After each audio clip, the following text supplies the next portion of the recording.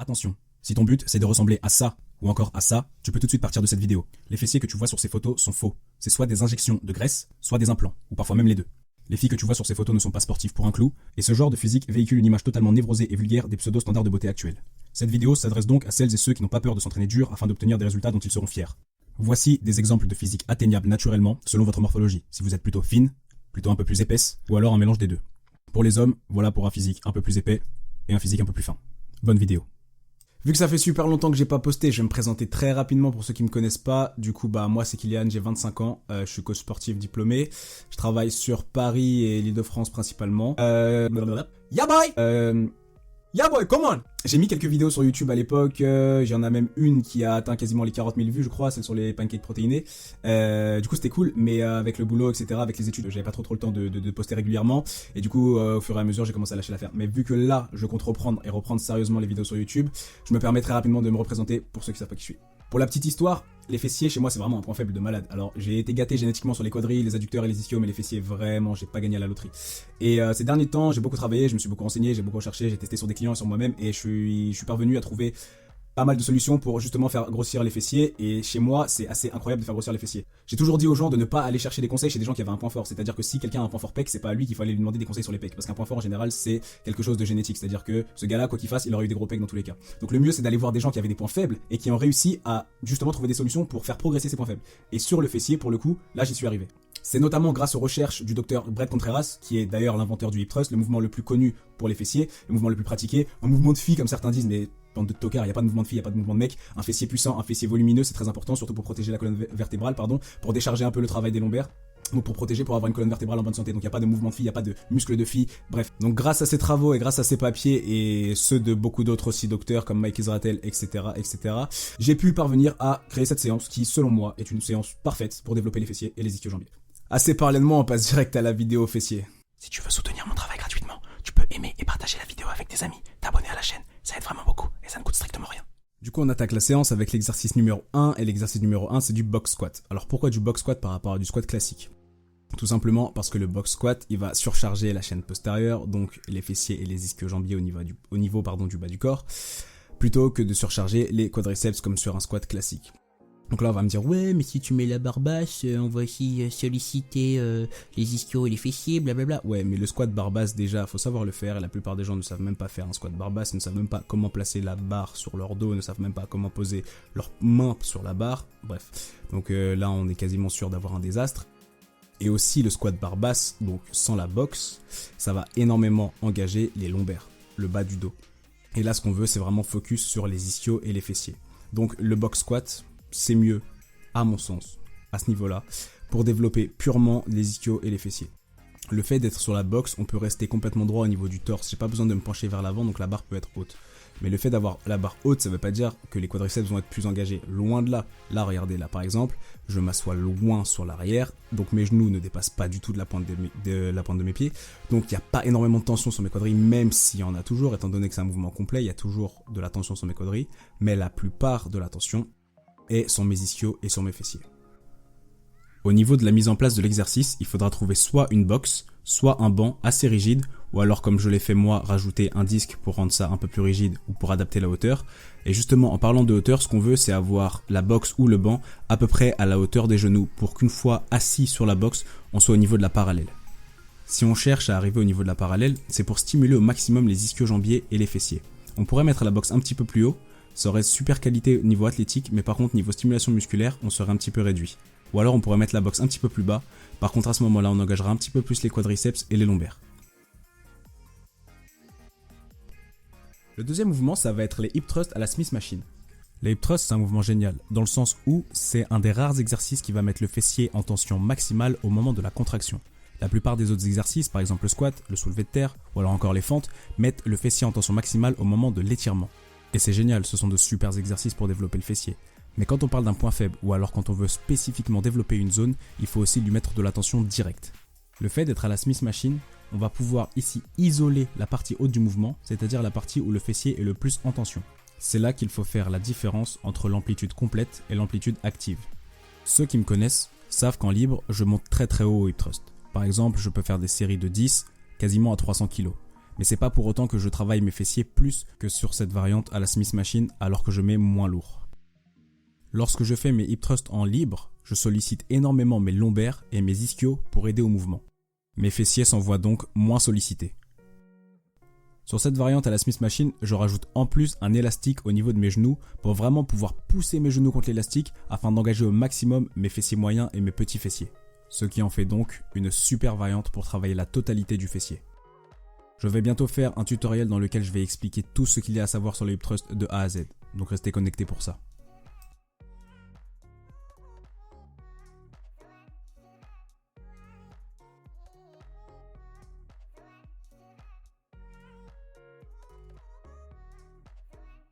L'exercice numéro 3, ça va être de la presse à cuisse. Et là, pour le coup, il va falloir régler la machine en mettant le siège le plus haut possible afin qu'il soit quasiment horizontal au plateau de la machine.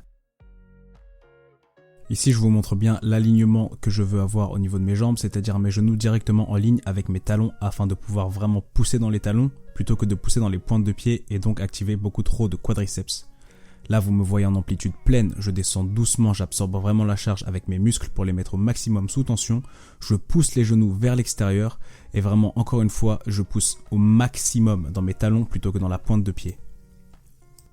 Lorsqu'on fait de la presse à cuisse pour travailler ses fessiers, il faut savoir bien se placer, c'est-à-dire mettre les pieds relativement hauts pour qu'ils soient donc alignés avec les talons comme je l'ai dit juste avant, mais il faut aussi savoir utiliser ces muscles correctement afin de repousser la charge pour activer les bons muscles. Regardez, ici, j'absorbe au maximum la charge avec mes ischios et mes fessiers. J'essaie vraiment de désactiver mes quadriceps. Donc encore une fois, j'ouvre mes genoux, je pousse au maximum dans les talons et je laisse vraiment mon dos complètement, mes lombaires complètement à plat contre le siège. Et ce n'est pas parce que je vais de plus en plus lourd que je vais réduire mon amplitude. Au contraire, je vais tout faire pour maintenir une amplitude maximale afin de vraiment travailler mes fibres musculaires dans leur entièreté.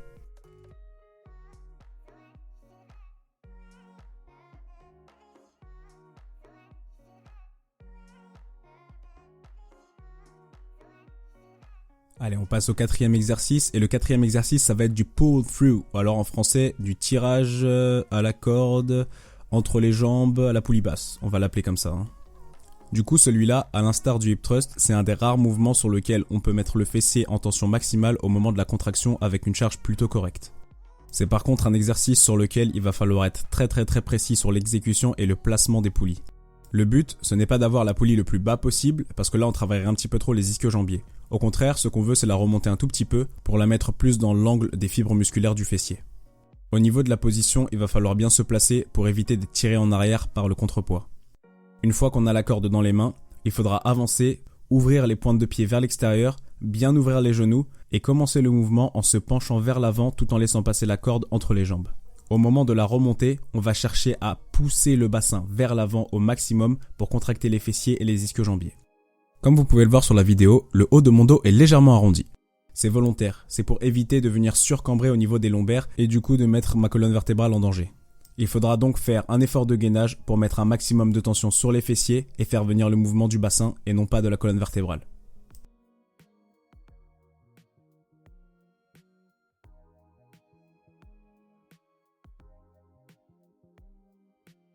On passe ensuite au soulevé de terre roumain aux haltères. Si jamais à ce moment de la séance vous vous sentez trop fatigué ou alors que vos lombaires vous dérangent, vous pouvez remplacer ce mouvement par du leg curl, que ce soit couché, debout ou encore assis.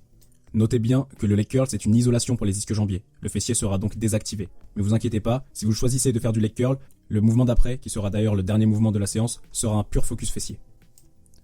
Au niveau de l'exécution du soulevé de terre roumain, vous voyez que mon dos est parfaitement plat. Et si je descends super bas, c'est parce que ma mobilité et ma souplesse me le permettent. Le but ici, ce n'est donc pas de descendre le plus bas possible, mais bien de garder les fessiers et les ischios en tension. Si du coup ça veut dire pour vous descendre un petit peu moins bas, par exemple juste sous les genoux, c'est très bien. Pas besoin de forcer, de dégrader la technique, juste pour aller plus bas et chercher un plus gros étirement. Tu pourrais bêtement te blesser en faisant ça. Comme on le voit sur la vidéo, je reste en tension continue, c'est-à-dire que je ne remonte pas tout en haut du mouvement pour laisser mes muscles en contraction du début à la fin. Si je remontais tout en haut, je perdrais toute tension sur mes muscles et du coup, un petit peu moins d'intérêt pour l'exercice. On arrive maintenant au dernier exercice de la séance. Et là, ça va être de la pure contraction fessier. Donc, comme je le disais tout à l'heure, il y a très peu d'exercices qui peuvent mettre le fessier en tension maximale au moment de la contraction. Mais celui-là, il en fait partie. D'ailleurs, les trois que j'ai présentés dans cette séance, c'est-à-dire le hip thrust, les pull through et celui-ci, donc on va appeler les contractions de fessier au gluteum raise, ce sont mes 3 préférés. Beaucoup mieux que tout ce qui est kickback, beaucoup mieux que tout ce qui est donkey raises, beaucoup mieux que tout ce qui est de clam, etc. Je préfère largement les 3 mouvements que je viens de vous présenter, car ils vont vous permettre de surcharger les muscles beaucoup mieux que les autres exercices.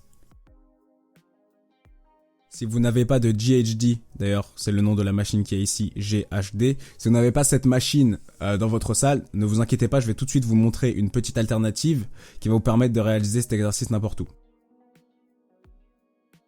Donc voilà, là vous avez l'alternative. Donc sur les deux, ce qu'on cherche à faire, c'est encore une fois arrondir le dos pour désactiver les lombaires, pour protéger la colonne vertébrale. Et là, tout le mouvement vient de la hanche, tout le mouvement vient du fessier. On veut donc déclencher et terminer le mouvement par une simple pure contraction du fessier et rien de plus. Ici, on peut soit faire des séries longues au poids de corps ou alors rajouter un peu de charge pour faire des séries un peu plus courtes.